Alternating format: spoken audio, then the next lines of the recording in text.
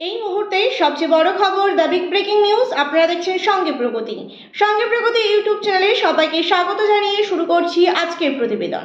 আজকের প্রতিবেদনের মূল বিষয়বস্তু উত্তর পূর্বের রাজ্যে ত্রিপুরায় বিধানসভা কালিমালিপ্ত বিজেপির মন্ত্রীগণের জন্য। এর আগে আমরা দেখেছি যে মন্ত্রী রতনলাল নাথ, বিদ্যুৎ মন্ত্রী, তিনি বিধানসভার ভেতর অকথ্য কথাবার্তা বা অকথ্য ভাষা তিনি কিন্তু প্রয়োগ করেছেন এবং গতকাল যে ঘটনাটি ঘটেছে সেটি কিন্তু অত্যন্ত নিন্দনীয় এবং সংবিধানের আইনের ধারা অনুযায়ী বিধানসভার ভেতর এই রকমের ভাষা প্রয়োগ করা কিন্তু অপরাধজনক।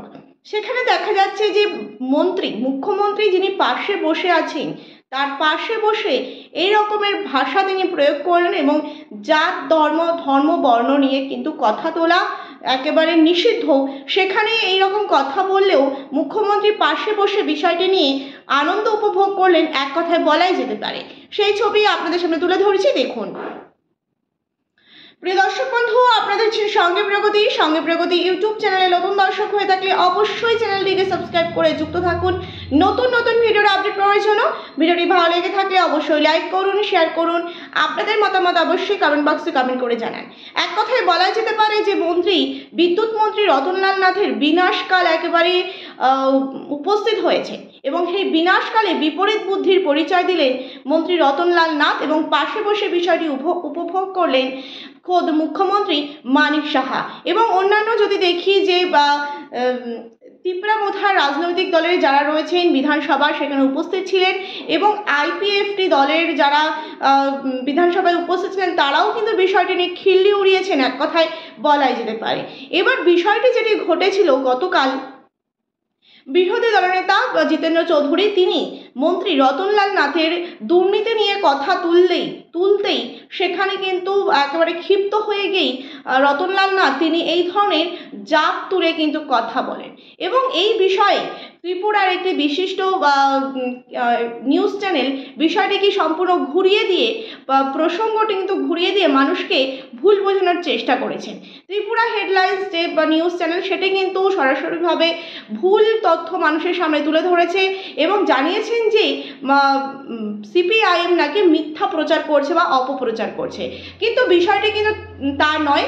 এবং আপনাদের সামনে যে চিত্র আমি তুলে ধরলাম আপনারা বুঝতে পেরেছেন এবং ভিডিও ফুটেজ আপনাদের সামনে তুলে ধরছি। দেখুন যে এই মন্ত্রী রতনলাল নাথ তিনি ঠিক বিধানসভার ভেতর কি ধরনের কথা তিনি বলছেন তারই এক ঝলক তুলে ধরছি, দেখুন। এবার যেটা বলার বিষয় যে বিজেপির বিদ্যুৎ মন্ত্রী রতনলাল নাথ তিনি তার দুর্নীতির বিরুদ্ধে কিন্তু কথা তুলেছিলেন। এদিকে আমরা যদি দেখি যে উত্তর পূর্বের রাজ্যে ত্রিপুরায় বর্তমান পরিস্থিতি, পানীয় জলের অভাব, পানীয় জলের সংকট, বিদ্যুৎ পরিষেবা কিন্তু দিতে ব্যর্থ হচ্ছে রাজ্য সরকার। সেখানে দেখা যাচ্ছে যে তিনি তার নিজের কাজ রেখে জাতপাত বর্ণ ধর্ম নিয়ে কথা বলছেন, বিষয়টি কিন্তু অত্যন্ত লজ্জাজনক এবং নিন্দনীয় ব্যাপার। এবার দেখা যাচ্ছে বিধানসভা কলঙ্কময় এবং দেখা যাচ্ছে যে এক প্রকার কলঙ্কময় অধ্যায় কিন্তু স্থাপিত হলো বিধানসভার ভেতর মন্ত্রী রতনলাল নাথের দৌলতেই বলা যেতে পারে। এবং অন্যদিকে দেখা যাচ্ছে যে মুখ্যমন্ত্রী মানিক সাহা তারই প্রশ্রয় কিন্তু বিষয়টি আরো বেশি করে তিনি কিন্তু প্রশ্রয় পাচ্ছেন, তাই নয় কি? এবং দেখা যাচ্ছে যে বিজেপির মন্ত্রী রতনলাল নাথ অহংকারে তিনি নিমজ্জিত হয়ে রয়েছেন যে উনি ভুলেই গেছেন যে ওনারও এই দিনটি আসবে এবং এর ফলে আমরা দেখেছি যে আজ ত্রিপুরায় আগরতলায় এবং ত্রিপুরা ধর্মনগরে এবং ত্রিপুরার বেশ কয়েকটি কিন্তু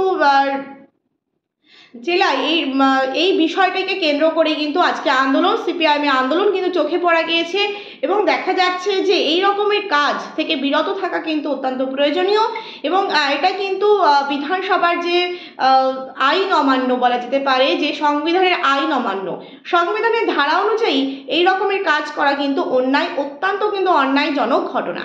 প্রিয় দর্শক বন্ধু, আপনারা দেখছেন সঙ্গে প্রগতি ইউটিউব চ্যানেলে নতুন দর্শক হয়ে থাকলে অবশ্যই চ্যানেলটিকে সাবস্ক্রাইব করে যুক্ত থাকুন নতুন ভিডিওর আপডেট পাওয়ার জন্য। ভিডিওটি ভালো লেগে থাকলে অবশ্যই লাইক করুন, শেয়ার করুন, আপনাদের মতামত অবশ্যই কমেন্ট বক্সে কমেন্ট করে জানান।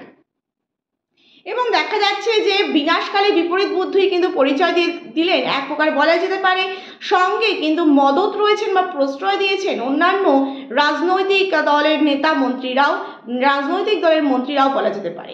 এবং আমরা দেখেছি যে যখনই জনসভা হয়, বিজেপির জনসভা হয়, সেখানে কিন্তু এই ধরনের নেতা মন্ত্রীরা এক প্রকার কি করে দলীয় কর্মীদের সরাসরিভাবে বলা যেতে পারে দলীয় কর্মীদের বিভিন্ন রকমভাবে ভুল দিকে পরিচিত করার চেষ্টা করেন এবং কিছু বিরোধী রাজনৈতিক দলের বিরুদ্ধে কিন্তু ক্ষিপ্ত করে তোলেন। তার বলা যেতে পারে যে শাসক দলের নেতা কর্মীরাই অর্থাৎ নেতা মন্ত্রীরাই বিভিন্ন জনসভা থেকে কর্মীদের বিভিন্ন রকমভাবে উস্কানিমূলক কথাবার্তা কিন্তু বলেন এবং দেখা যাচ্ছে তার ফলে কিন্তু সিপিআইএম বা অন্যান্য রাজনৈতিক দলের যেখানেই জনসভা হয় সেখানে কিন্তু একটা অশান্তিমূলক পরিবেশ তৈরি করার কিন্তু চেষ্টা করেন এই বিজেপির একেবারে কি বলবো যে বিজেপির দুর্বৃত্তরাই কিন্তু এই ধরনের কাজকর্ম কিন্তু করে থাকে। এবার দেখা যাচ্ছে এই যে মন্ত্রী রতনলাল নাথ তিনি বিভিন্ন জনসভা বা অন্যান্য রাজনৈতিক মন্ত্রীরাও এই বিজেপির মন্ত্রীরা কি করে থাকে উস্কানিমূলক কথাবার্তা বলেন এবং বিধানসভার ভেতরেও কিন্তু সেই উস্কানিমূলক কথা বলা থেকে বিরত থাকতে পারলেন না মন্ত্রী রতনলাল নাথ, তা কিন্তু বোঝার আর অপেক্ষা রাখছে না। এবং কদিন আগে আমরা দেখেছি যে সিপিআইএমের কর্মীদের ওপর যেভাবে বর্বরোচিত হামলা করা হয়েছে তাও কিন্তু অত্যন্ত নিন্দনীয়। এক প্রকার বলা যেতে পারে ত্রিপুরার মানুষ কিন্তু এবার বুঝতে শিখেছে, জনগণ কিন্তু এবার বুঝতে শিখেছে, ধীরে ধীরে তারা কিন্তু ঘুরে দাঁড়াচ্ছে এবং ভরসা রাখছে একমাত্র লাল ঝান্ডার ওপর। পাহাড়ের দিকে যদি আমরা দেখি পাহাড়ের জলের সংকট, বিদ্যুতের সংকট এবং সেখানে কাজ 100 দিনের কাজ তো নেই, মানুষ কিন্তু কর্মের অভাবে পরিযায়ী শ্রমিক হতে বাধ্য। এইরকম পরিস্থিতিতে তীব্রমাথা রাজনৈতিক দলের চোখেই কিন্তু কিছু পড়ছে না, তারা একেবারে নিজেদের স্বার্থ চরিতার্থ করেই কিন্তু বিজেপির সঙ্গে জোট করে বসে রয়েছে। এবার দেখা যাচ্ছে যেভাবে সিপিআইএম ঘুরে দাঁড়িয়েছে, লাল ঝান্ডার প্রতি মানুষের ভরসা বাড়ছে, মানুষ কিন্তু সময়ের অপেক্ষায় রয়েছে, সবটা কিন্তু সময়ে উত্তর দেবে। প্রিয় দর্শক বন্ধু, এই ছিল আমাদের আজকের প্রতিবেদন। ভিডিও ভালো লেগে থাকলে অবশ্যই লাইক করুন, শেয়ার করুন, আপনাদের মতামত অবশ্যই কমেন্ট বক্সে কমেন্ট করে জানান। নতুন দর্শক হয়ে থাকলে চ্যানেলটিকে সাবস্ক্রাইব করতে কিন্তু একদমই ভুলবেন না। ধন্যবাদ সকলকে, আজকের মতন এই পর্যন্ত।